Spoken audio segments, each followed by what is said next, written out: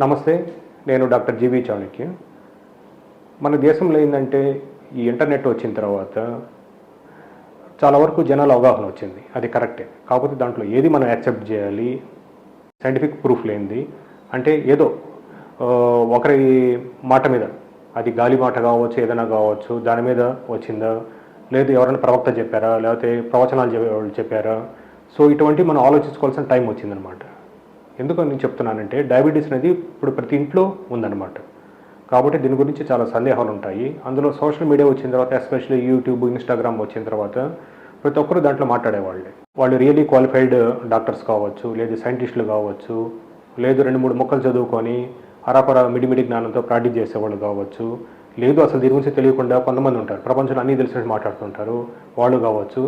కాకపోతే మనం ఏంటంటే జనాల మెంటాలిటీ గురించి చెప్తున్నాను. ఏదైతే వాళ్ళకి ఆకట్టుకుంటుందో, అంటే అది నిజమైనా కాకపోయినా ఏదైతే ఆకట్టుకుంటుందో దాని గురించి వాళ్ళు శోధిస్తారనమాట. అంటే దాన్ని అట్రాక్ట్ చేస్తుంది. సో ఇటువంటి వాటిల్లో ఈ మధ్య చాలా కాలం చూసాం. చీకట్లో మొలకెత్తి విత్తనాలు తినమని, ఇంకొంతమంది ఆయిల్ ఫుల్లింగ్ చేయమని, అంటే ఉదయం లేసి నోట్లో నూనె పోసుకొని పొక్కిడించమని, ఇంకొంతమంది కీటో డైట్ చేయమని, ఇంకొంతమంది ఇదంతా కాదు ఇంటర్మీడియట్ ఫాస్టింగ్ చేయమని. సో మన జనాలకి ఎంటర్టైన్మెంట్ కావాలన్నమాట. సో ఇప్పటివరకు ఈ ఎంటర్టైన్మెంట్స్ జరిగినాయి. ఇప్పుడు వచ్చిన కొత్త ఎంటర్టైన్మెంట్ ఏంటంటే, ఇది ఆల్రెడీ దాదాపు 20 years నుంచి ఈ కాన్సెప్ట్ ఉంది. దాన్ని డైట్ సీక్వెన్సింగ్ అంటారనమాట. 2009-10 సంవత్సరాల్లో చిన్న చిన్న స్టడీస్ జరిగినాయి అనమాట డయాబెటిక్స్లో. లాస్ట్ 15 years వరకు ఈ డైట్ సీక్వెన్స్ స్టడీస్లో ఏం జరిగిందంటే, మనం తినే ఆహారంలో ఏది ముందు తింటే మేలు, ఏది తర్వాత తింటే మేలు అని ముందు ఫ్యాటు, ప్రోటీను అనేటివి ఇస్తే, నెక్స్ట్ కార్బోహైడ్రేట్ వల్ల పెరిగే షుగర్ లెవెల్స్ కంట్రోల్ ఉంటాయి.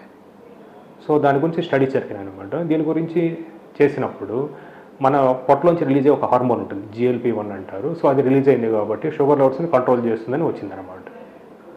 అంటే తక్కువ డోసులోనే, అంటే ఒకవేళ మందులు వాడుతుంటే తక్కువ డోసులో కంట్రోల్ అయిపోతుంటుంది. లేదు ఎర్లీ స్టేజ్ ఆఫ్ డయాబెటీస్ ఉందంటే డయాబెటీస్ కూడా మనం తగ్గించుకోవచ్చు. ఇలా పాటించినందువల్ల ప్రీ డయాబెటీస్, అంటే హై రిస్క్ ఫ్యాక్టర్స్ నుంచి డయాబెటీస్కి ప్రోగ్రెస్ కాకుండా మనం నివారించుకోవచ్చు అని చిన్న చిన్న స్టడీస్ వచ్చాయి.